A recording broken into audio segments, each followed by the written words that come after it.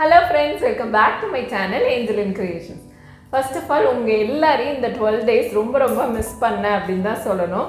இந்த 1 week ஃபுல்லா வீடு ஷிஃப்ட் பண்ற வேலையில ரொம்ப பிஸியா இருந்தா கூட நான் மைண்ட்ல நினைச்சிட்டே இருப்பேன். ஒரு 10 நாள் ஆயிடுச்சு இன்னும் வீடியோ போட முடியல, நம்ம நேயர்கள்லாம் எப்படி இருக்காங்க அப்படினு சொல்லி மைண்ட்ல உங்க பத்தி நினைச்சிட்டே தான் இருந்தேன்.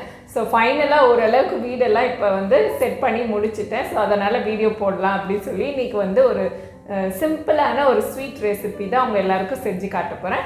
அதுக்கு முன்னாடி இன்றைக்கி வீடியோவில் 2 ஸ்வீட்டான விஷயம் பார்க்க போகிறோம். அது என்னன்னு பார்த்தீங்கன்னா, ஒன்று இந்த புது வீடு பால் காய்ச்சினது, இன்னொன்று பார்த்தீங்கன்னா மேகி அப்னா ஃபுட் பிஸ்னஸ் கான்டெஸ்ட்டில் இருந்தால் அவங்க எல்லாருக்குமே தெரியும், ஆல் இந்தியா லெவலில் நடந்த காம்படிஷன் இது. ஸோ அந்த காம்படிஷனில் நான் கலந்துக்கிட்டதுக்காக அங்கேருந்து வந்து எனக்கு சர்டிஃபிகேட் வந்து வந்திருந்தது கொரியரில். ஸோ அதை வந்து உங்களோட ஷேர் பண்ணிக்கணும் அப்படின்னு சொல்லிட்டு தான் இன்றைக்கி வீடியோவில் நான் வந்து உங்களுக்கு இதை காட்டுறதுக்காக நான் எடுத்து வச்சுருக்கேன். 2 சர்டிஃபிகேட் அமைச்சிருக்காங்க. ஒன்று வந்து டாப் 20ல் வந்ததுக்கும், இன்னொன்று வந்து டாப் 250ல் வந்ததுக்கும் 2 சர்டிஃபிகேட்ஸ் வந்து அமைச்சிருக்காங்க. ஸோ இதை பார்க்கும்போது ரொம்ப ஹாப்பியாக இருந்துச்சு. இதுதான் ஃபர்ஸ்ட் டைம் நான் வந்து ஒரு ஆல் இந்தியா லெவலில் நடந்த காம்படிஷனில் வந்து வின் பண்ணி, அதாவது டாப் 20ல் வர்றது இதுதான் ஃபர்ஸ்ட் டைம். ஸோ ரொம்ப ஹாப்பியாக இருந்துச்சு. இதை வந்து நல்லா ஒரு ஃப்ரேம் பண்ணி நான் வச்சுக்க போகிறேன். இது வந்து என்னோடய ஃபர்ஸ்ட் விக்ட்ரியாக நான் எடுத்துக்க போகிறேன். ஸோ உங்களோட ஹெல்ப் இல்லாமல் கண்டிப்பாக நான் வந்து இந்த லெவலுக்கு ரீச் பண்ணியிருக்க முடியாது. நீங்கள் எல்லாருமே எனக்கு ஓட் பண்ணியிருந்தீங்க. ஓட் பண்ணியிருந்த எல்லா மக்களுக்கும் மிகப்பெரிய நன்றி சொல்லிக்கிறேன். இன்றைக்கி ரெசிபி வந்து பால் போலி. அந்த பால் போலி ரெசிபியை பார்க்குறதுக்கு முன்னாடி என்னோடய சேனலில் இப்போ தான் நீங்கள் ஃபஸ்ட் டைமாக பார்க்குறதா இருந்தால் இந்த வீடியோக்கு கீழே இருக்க ரெட் கலர் சப்ஸ்கிரைப் பட்டனை ப்ரெஸ் பண்ணிக்கோங்க. பக்கத்துலேயே இருக்க அந்த பெல் ஐக்கானையும் கிளிக் பண்ணிக்கோங்க. அப்போ தான் என்னோடய வீடியோஸோட நோட்டிஃபிகேஷன்ஸ் எல்லாமே உங்களுக்கு வரும். இப்போ வாங்க பால் போலி ரெசிபி எப்படி செய்கிறதுன்னு பார்த்தலாம். வாங்க நேயர்களே, உங்களுக்கு என்னோடய புது வீடை சுற்றி காட்டுறேன். இதுதான் புது வீட்டுக்கு முன்னாடி இருக்க அந்த மாடி போர்ஷன். இதை பார்த்தோன்னே என்னோடய குட்டீஸ்க்கு ரொம்ப பிடிச்சிருச்சு. அவங்க சைக்கிள் ஓட்டலாம், விளையாடலாம் அப்படின்னு சொல்லிட்டு ரொம்ப லைக் பண்ணாங்க. ஓகே அப்படின்னு சொல்லிட்டாங்க.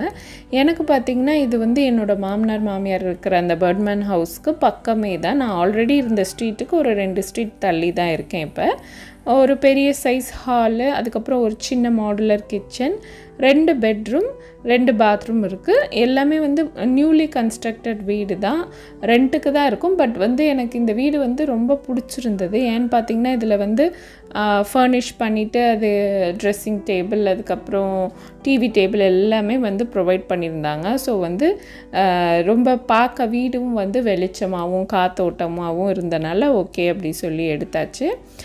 1 மாதமாக வந்து வீடு தேடி ரொம்ப அலைஞ்சிட்டோம். ஆக்சுவலாக வந்து லாக்டவுன்லாம் போடுறதுக்கு முன்னாடி சீக்கிரமாக வந்து ஒரு வீட்டுக்கு போய் செட்டில் ஆகணும் அப்படிங்கிற ஒரு நெருக்கடியில் வந்தாச்சு. ஸோ அதனால் 1 வீக் கண்டினியூஸாக எல்லா பேக்கிங் வேலையும் முடிச்சுட்டு இங்கே வந்து பாலும் காய்ச்சியாச்சு. சித்ரா பௌர்ணமி அன்னைக்கு தான் பால் காய்ச்சினோம். பால் காய்ச்சுற அன்னைக்கு என்னோடய கேஸ் ஸ்டவ் வந்து எடுத்துகிட்டு வரல. நான் வந்து ட்ராவல்க்கெலாம் எடுத்துகிட்டு போகிறேன். இந்த mini portable gas stove, single burner stove தான் எடுத்துகிட்டு வந்திருந்தேன். இதில் தான் வந்து நாங்கள் பால் காய்ச்சினோம்.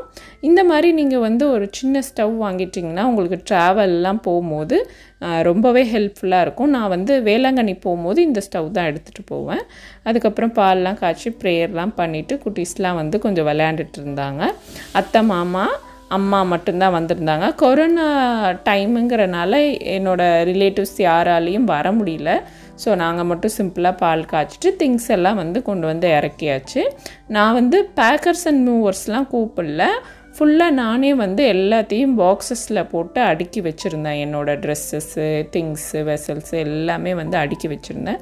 அதுக்கப்புறம் ஆள் வச்சு எல்லா திங்ஸையும் கொண்டுட்டு வந்து இங்கே போட்டுட்டாங்க. இப்போ வந்து எல்லாத்தையும் வந்து செட் பண்ணணும் வீட்டில்.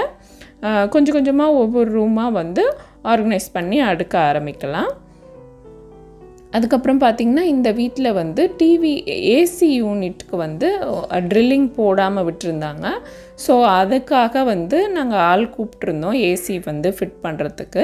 அவங்க வந்து ட்ரில் போட்டு ஏசியெல்லாம் ஃபிட் பண்ணுறாங்க. நீங்கள் வந்து புது வீடுக்கு போகிறதா இருந்தாலும் சரி, இல்லை புது வீடு கன்ஸ்ட்ரக்ட் பண்ணுறதா இருந்தாலும் சரி, எந்த ரூமில் ஏசி மாட்டுறீங்களோ அதுக்கான அந்த ஹோல்ஸ் எல்லாம் வந்து நீங்கள் ஆல்ரெடி போட்டுருங்க. ஏன்னா வீடெல்லாம் ஃபுல்லாக இப்படி ஃபினிஷ் பண்ணதுக்கப்புறம் இப்போ அவங்க ஹோல்ஸ் போடுறதுனால ரொம்பவே டஸ்ட் ஆச்சு, திரும்ப க்ளீன் பண்ணுறதா இருந்தது. சரி வாங்க ஃப்ரெண்ட்ஸ், புது வீட்டில் ஒரு ஸ்வீட் ரெசிபி உங்கள் எல்லாருக்கும் செஞ்சு காட்டுறேன். பால் போலி செய்கிறதுக்கு 200 கிராம் மைதா எடுத்துக்கோங்க ஒரு பவுலில். அதில் 25 கிராம் ரவை சேர்த்துருங்க. சேர்த்துட்டு 1/4 டீஸ்பூன் உப்பு சேர்த்துக்கோங்க. சேர்த்துட்டு கொஞ்சமாக தண்ணி விட்டு நல்லா அதை வந்து பிசைஞ்சிக்கலாம். மாவு நல்லா ஒன்றா திரட்டுற மாதிரி பிசைஞ்சிக்கோங்க. மாவோட கன்சிஸ்டன்சி பார்த்திங்கன்னா ரொம்ப சாஃப்டாகவும் இருக்கக்கூடாது, ரொம்ப ட்ரையாகவும் இருக்கக்கூடாது, நார்மல் கன்சிஸ்டன்சியில் இருக்கணும். இந்த மாதிரி மாவு ஃபுல்லாக பிசைஞ்சதுக்கப்புறம் ஒரு 10 to 15 ml மாதிரி எண்ணெய் ஊற்றிக்கோங்க. நார்மல் அந்த எந்த ஃப்ளேவரும் இல்லாத எண்ணெய் எடுத்துக்கோங்க. அந்த எண்ணெய் ஊற்றி நல்லா மாவை பிசைஞ்சிட்டு இதை அப்படியே மூடி வச்சு ஒரு 2 மணி நேரம் ஊற விட்டுடுங்க. ஒரு 2 மணி நேரம் கழித்து இதை வந்து ஒரு தடவை நல்லா பிசைஞ்சிட்டு சின்ன சின்ன உருண்டைங்களாக உருட்டிக்கலாம். இதை வந்து இப்போ பூரிக்கு நம்ம எப்போவும் தேய்க்கிற மாதிரி தேய்க்கணும். கொஞ்சமாக மாவு போட்டு ரவுண்ட் ஷேப்பில் தேய்ச்சிக்க போகிறேன்.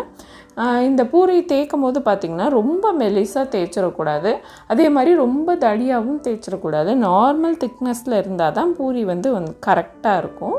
அதோட இந்த ரெசிபிக்கும் வந்து இந்த மாதிரி தேய்ச்சா தான் கரெக்டாக வரும். இப்போ வந்து 1/2 லிட்டர் ஃபுல் க்ரீம் பால் எடுத்திருக்கேன். அதை வந்து இது ஏற்கனவே காய்ச்சி ஆற வச்சுருந்த பால் தான். அதை சேர்த்துட்டு அதில் வந்து சர்க்கரை வந்து ஒரு 150 180 கிராம்ஸ்குள்ளார உங்கள் வீட்டில் எப்படி டேஸ்ட் விருப்பப்படுவாங்களோ அதுக்கு ஏற்ற மாதிரி அந்த சர்க்கரை போட்டுக்கோங்க. சர்க்கரை போட்டு நல்லா கலந்து விட்ட பிறகு இந்த பால் அப்படியே கொதிக்கிட்டோம். அதில் கொஞ்சம் குங்குமப்பூ சேர்த்துருங்க. குங்குமப்பூ சேர்க்கறது வந்து மஸ்ட்டு. அப்போ தான் வந்து அந்த ரப்பரி அந்த பால் வந்து நல்ல டேஸ்ட்டாகவும் ரிச்சாகவும் இருக்கும். இப்போ குங்குமப்பூ போட்டு கொஞ்சம் கொதித்ததுக்கப்புறம் ஒரு 1/4 டீஸ்பூன் மாதிரி ஏலக்காய் தூள் சேர்த்துக்கிறேன்.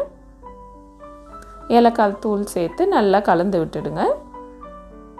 இந்த பால் கொதிக்க கொதிக்க அந்த குங்குமப்பூவோட அந்த நைஸ் எல்லோ கலர் அப்படியே வரும்.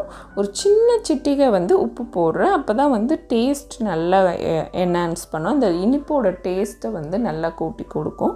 ஸோ அதனால் ஒரு சின்ன பிஞ்சு உப்பு போட்டுட்டு அதுக்கப்புறம் நல்லா இந்த பால் கொதித்து முடித்ததுக்கப்புறம் கொஞ்சம் பாதாமும் பிஸ்தாவும் போட்டுறேன். இந்த பாலோட திக்னஸ் பார்த்திங்கன்னா ஓவர் திக்காகவும் இருக்கக்கூடாது, ஓவர் தண்ணியாகவும் இருக்கக்கூடாது. நார்மலாக இருந்தால் தான் வந்து அந்த பூரி வந்து அந்த பாலை இழுத்து நல்லா ஊறும்.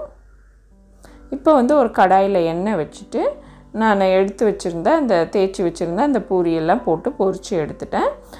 பொரிச்சிட்டு இந்த மாதிரி ஒரு ட்ரேயில் வச்சுக்கோங்க. ட்ரேயில் வச்சுட்டு அந்த பாலை மேலே ஊற்றி அப்படியே சர்வ் பண்ணலாம். நட்ஸ் எல்லாத்தையும் ஃபுல்லாக போட்டுட்டு இந்த பூரி வந்து ரொம்ப சாஃப்டாக இருந்ததுன்னா அந்த ரொம்ப சோக்காகி சொதன்னு ஆகிடும். கொஞ்சம் இந்த ரவை போடுறது அதுக்கு தான் கொஞ்சம் கிறிஸ்பியாக இருக்கும் பூரி. பட் அந்த இதில் ஊறும் போது கரெக்டான அந்த டேஸ்ட்டுக்கு இருக்கும். ஸோ ஒரு பர்ஃபெக்ட் பால் போலி வந்து ரெடி ஆகிடுச்சு. நிச்சயமாக இந்த ரெசிபியை ட்ரை பண்ணி பாருங்கள். ஸோ ஃப்ரெண்ட்ஸ், இந்த பால் போலி ரெசிபியை நிச்சயமாக ட்ரை பண்ணி பார்த்துட்டு எப்படி வந்தது கமெண்ட் செக்ஷனில் சொல்லுங்கள். இந்த வீடியோ உங்களுக்கு பிடிச்சிருந்ததுன்னா லைக் பண்ணுங்கள், கமெண்ட் பண்ணுங்கள், ஷேர் பண்ணுங்கள். மறக்காமல் ஏஞ்சலின் கிரியேஷன்ஸ் சேனலுக்கும் சப்ஸ்கிரைப் பண்ணுங்கள். தேங்க்ஸ் ஃபார் வாட்சிங்.